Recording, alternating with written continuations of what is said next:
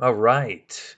So I'm making a video on ancient mystery cults, in particular, ancient mystery cults as open systems, which I find very interesting and also very different compared to our contemporary views of religion. And you'll notice that I use the term cult and not religion precisely for this reason. So here we have a picture of several deities. One of them is Jesus Christ.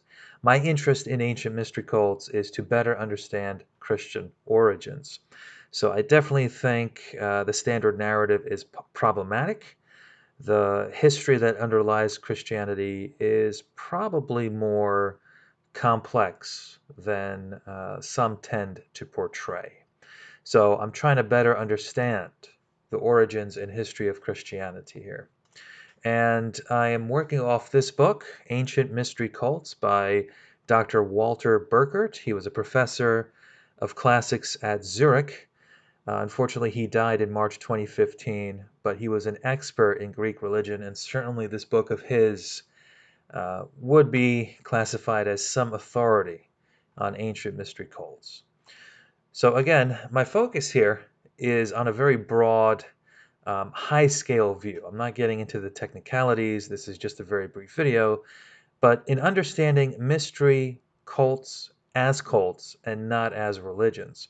And part of the reason for this is, especially when you look at the dialogue or the debate between people who advocate a Christ myth or mythicists versus those who are historicists and say that Jesus was in fact a historical figure.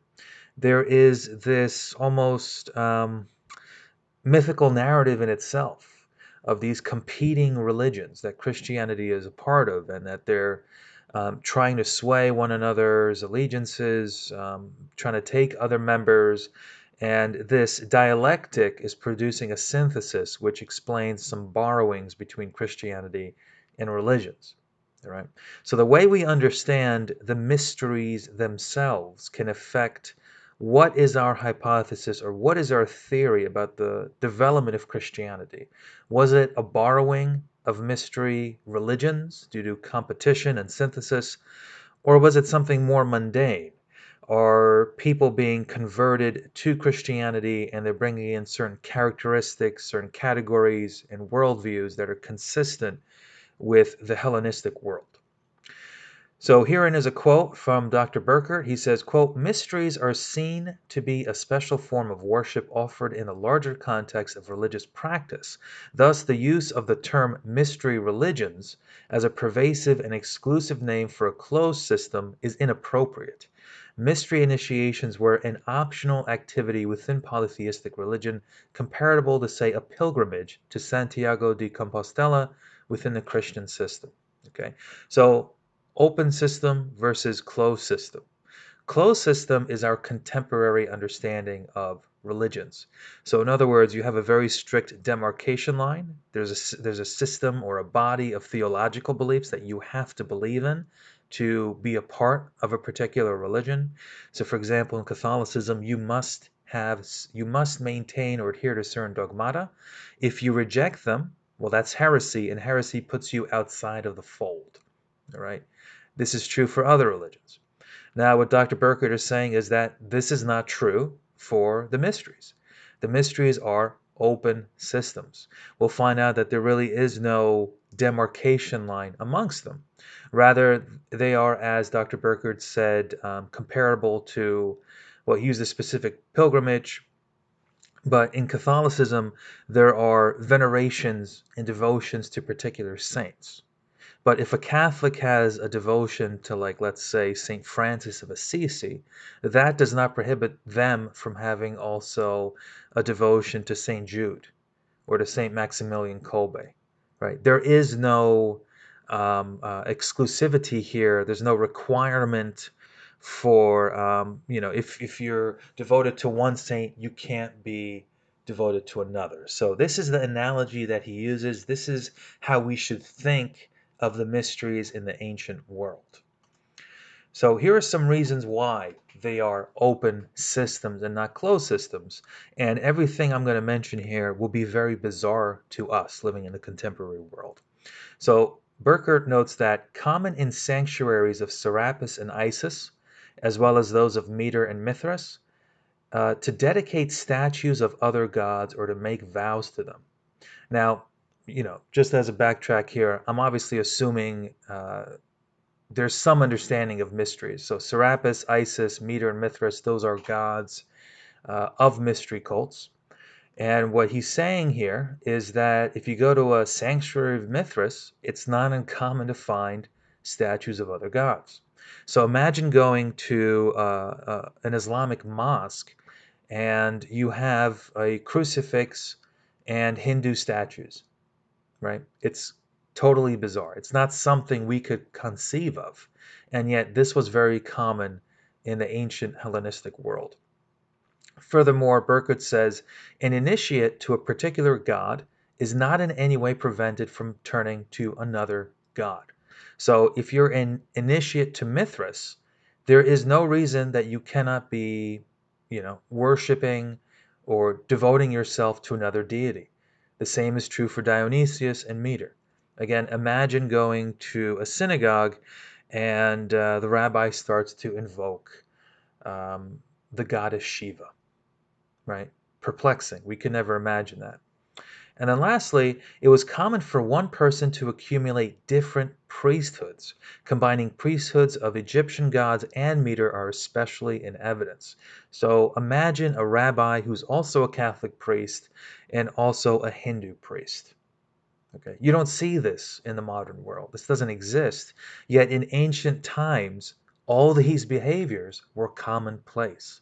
The reason is these were open systems.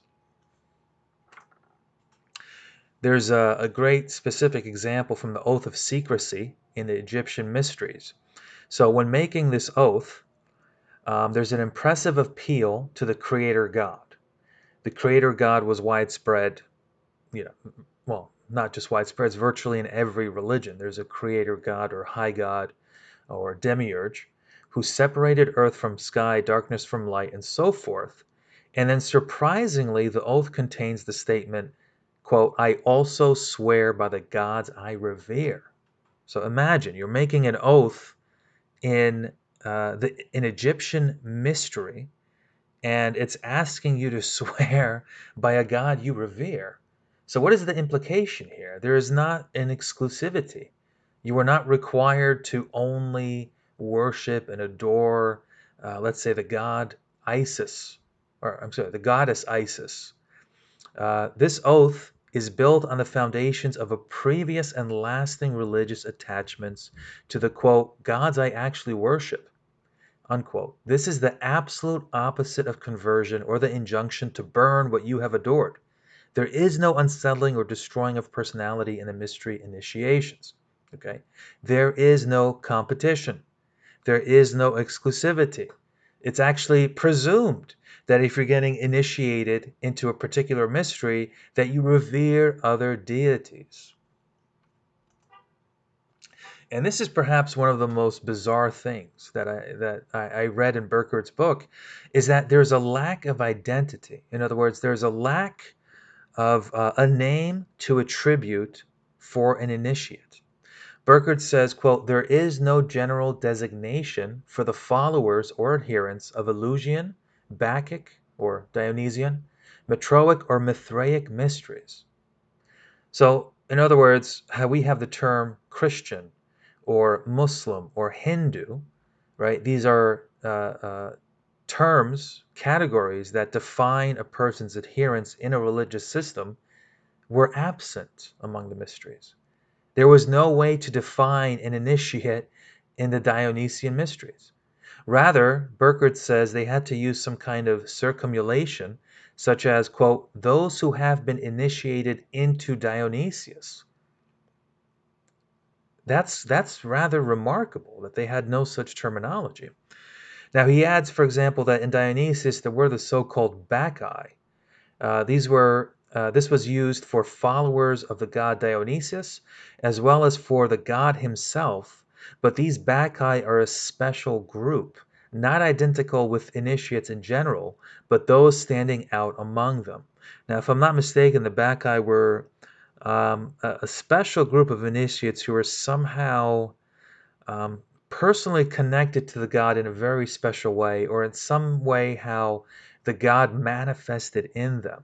So even for Dionysius, there's no such terminology.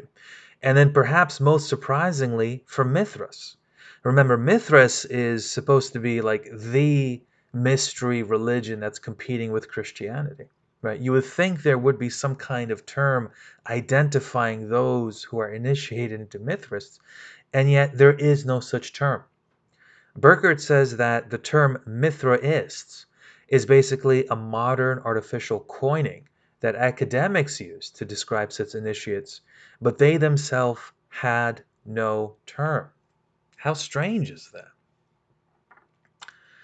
So, in summary, Burkert says that the absence of religious demarcations in a conscious group identity means the absence of any rigid frontiers against competing cults, as well as the absence of any concept of heresy, not to mention excommunication. The pagan gods, even the gods of mysteries, are not jealous of one another. They formed, as it were, an open society. So this is very different from what we experience in our day-to-day lives in the modern world. How religion is viewed. Religion is viewed with strict demarcation lines and conscious identity. There is an inner group and an outer group, us and they. This was not existent in the Hellenistic world. And so when it comes to understanding how a new religion, such as Christianity, was coming into being and spreading, we have to keep this in mind. The concept of religious or religions competing almost becomes absurd in this case. So there is something else going on. If we find parallels between Christianity and mystery cults, I don't. It might not be a conscious direct borrowing. It might not be, as some mythicists like to suggest, that this is simply a quote mystery religion. If Christianity were a Jewish mystery religion, so to speak. I think there's a much more complex history underlying this, which is why I went into this subject. But it's also fascinating how the Hellenists, or the people of the Greek world, had virtually the exact opposite of what we find in, let's say, the Bible, that Yahweh is a jealous God. There's a quote from Plato that the divine chorus has no envy. The gods in the ancient worlds were not envious of one another. They were not particular that someone had to worship them over other gods, or to the exclusion of other gods. This does not exist. And also the ancients also believed that in some sense the main gods are somehow identical. It's as if there's multiple manifestations. So the gods Demeter and I think it's Demeter and Dionysius, right? Demeter and Dionysius, and Isis and Osiris were connected. They were viewed as being basically the same deities. So it's very interesting. It's very interesting. But anyway, open systems, not closed systems.